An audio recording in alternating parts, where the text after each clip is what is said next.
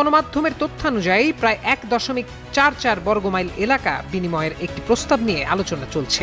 সংশ্লিষ্ট এলাকায় সীমান্ত চূড়ান্তভাবে নির্ধারণ করা গেলে কাঁটাতারের বেড়া নির্মাণ সম্পন্ন করা সহজ হবে বলে মনে করছে নয়াদিল্লি। পররাষ্ট্র মন্ত্রণালয়ের মুখপাত্র রণধীর জয়সওয়াল সম্প্রতি বলেছেন, সীমান্তের কিছু অংশ এখনো অমীমাংসিত রয়েছে।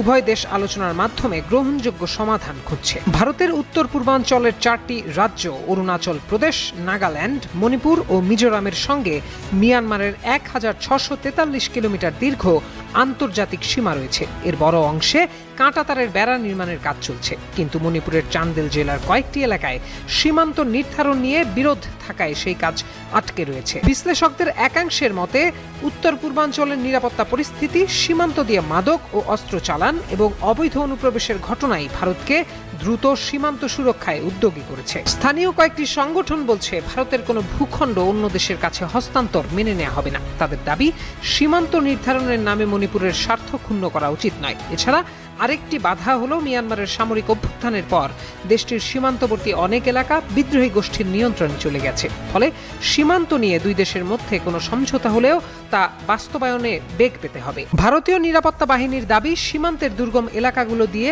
দীর্ঘদিন ধরেই মাদক, অস্ত্র সহ বিভিন্ন ধরনের চোরাচালান ও অবৈধ অনুপ্রবেশের কারণে সীমান্তে নজরদারি বাড়ানোর পাশাপাশি পুরো সীমান্তে বেড়া নির্মাণকে অগ্রাধিকার দিচ্ছে কেন্দ্র। সাম্প্রতিক বছরগুলোতে মিয়ানমারের গৃহযুদ্ধ পরিস্থিতির কারণে সীমান্ত আরও স্পর্শকাতর হয়ে উঠেছে। নিরাপত্তা বিশেষজ্ঞদের মতে, উত্তর পূর্বাঞ্চলের সঙ্গে মূল ভূখণ্ডের যোগাযোগের একমাত্র স্থলপথ হিসেবে পরিচিত চিকেন নেক করিডোরের নিরাপত্তা নিয়ে দীর্ঘদিন ধরেই দিল্লির উদ্বেগ রয়েছে। অনেকের মতে, এ অঞ্চলের সামগ্রিক নিরাপত্তা জোরদারের বৃহত্তর পরিকল্পনার অংশ হিসেবেই সীমান্তে কাঁটাতারের বেড়া নির্মাণ এবং সীমান্ত বিরোধ নিষ্পত্তির চেষ্টা চলছে। ভারত ও মিয়ানমারের মধ্যে দীর্ঘদিনের সীমান্ত বিরোধ মেটাতে সীমিত পরিসরে ভূমি বিনিময়ের প্রস্তাব নিয়ে আলোচনা শুরু হয়েছে।